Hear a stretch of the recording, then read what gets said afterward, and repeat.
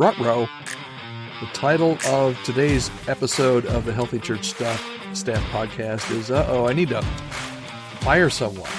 How do you navigate staff terminations with grace and clarity? We're facing a reality today that no leader relishes, but one that's sometimes unavoidable, and that's the need to terminate a staff member. Thanks for joining us today. I'm Todd Rhoades, one of the co-founders over at Chemistry Staffing, and your host right here at the Healthy Church Staff Podcast. Now, let's be honest. Can we? Firing someone is never easy. I don't know that, well, maybe I have met one or two people that enjoy firing people, but they're the exception to the rule. Most people find firing somebody is a part of their job that they really don't like. Firing someone is never easy. It's fraught with emotion, potential conflict. You've got a sense of loss, even when you know it's the right decision. But in the church, where relationships and spiritual well-being are paramount, the stakes seem like they're even higher. So how do you navigate this difficult process with grace and with clarity and integrity? That's what we're going to talk about today. How do you balance compassion for the individual with the needs of the church? And how do you ensure that the termination process is handled in a way that honors God and minimizes harm? So let's explore some high-level key principles to help you be guided through this really challenging situation. I've got 6 of them here. I'm going to run through them pretty quickly, but if you have any questions, I'll tell you how to get a hold of me for some better answers or more concrete or more, what am I trying to say? More developed answers than what these are going to be. These are going to be high-level answers, okay? 6 different things. Number 1 is clarify and document, okay? So before you even consider termination or firing a church staff employee, make sure that you have set out clear expectations and that you've documented any performance issues and a history of attempts to address the problem. We talk with candidates all day, every day, and the number of candidates that we talk to, and of course there's 3 sides to every story, or at least 2 sides to every story, but the number of people that we talk to that have been terminated that say, hey, I thought I was going in for a budget meeting and all of a sudden I was terminated, or I had no idea that they were going to let me go and I still don't know the reason why they let me go. Sometimes that absolutely, as we look into it, is true. They're just thinking they're doing okay. Maybe it's a self-awareness problem, but they think they're doing okay, and then all of a sudden they're fired. They had no clue it was coming. Make sure that you clarify and document everything. It protects both you and the employee, and it provides a clear rationale for the decision once you have to make it. So clarity and documentation is number 1. Number 2, seek some prayer and counsel. Seek wise advice and counsel from trusted advisors and mentors, sometimes even legal professionals. It's really important before you pull the trigger on terminating an employee. Pray for guidance and wisdom and compassion throughout that whole process and get the added counsel that you need before you make the decision. Number 3, make sure that you do direct and honest communication. When it's time to have the termination conversation, you need to be direct and you need to be honest and compassionate.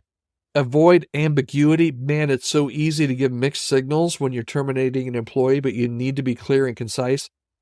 Clearly explain the reasons for the termination and offer any necessary support or resources that you can afterwards.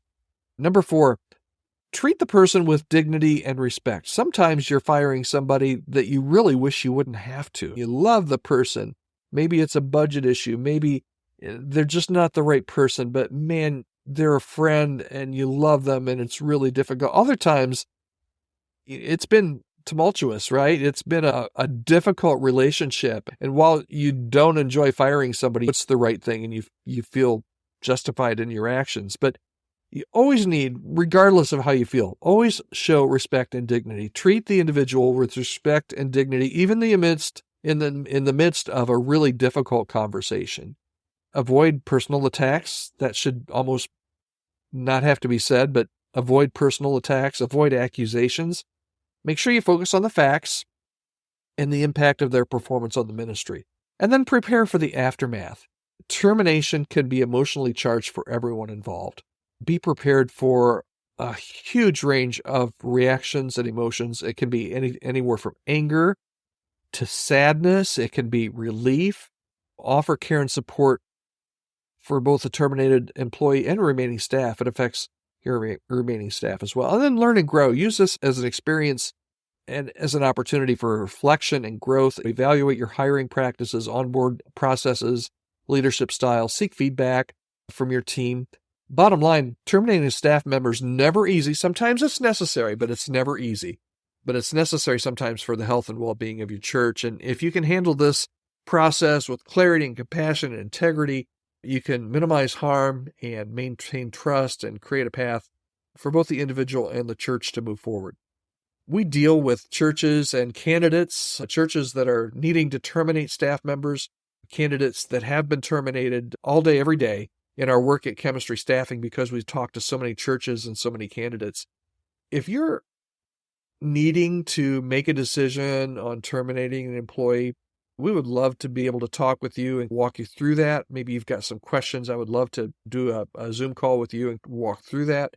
Also, we do offer some transition coaching for church staff. If you do need to terminate a staff member, from the time that you tell them they will no longer be on your staff, you really lose a great opportunity to speak in, because the relationship changes immediately. So if you really want to care and offer some additional care, we offer some transition coaching. Love to talk with you about that as well. We found that it's really helpful for the church and for the departing staff member to have some ongoing support. And I wish more churches would do that, whether it was through Chemistry or through other organizations that offer some transitional coaching. But it's really something to consider if you need to let a staff member go or downsize your staff. Remember, though, termination, it's not just about ending a contract. It's about caring for people. You really do need to care for people, especially in these difficult circumstances. And you need to approach it with prayer and with wisdom and a commitment really to honoring God and to honoring that staff person in every step of the process.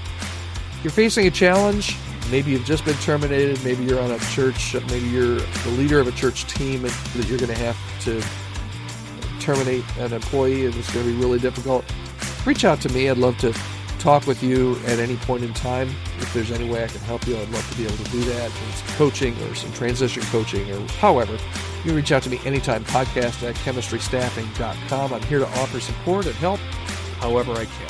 That's today's edition of the Healthy Church Staff Podcast. Hope you'll join us again. We'll be back tomorrow every day, Monday through Friday, right here on the Healthy Church Staff Podcast. Hope you have a great day.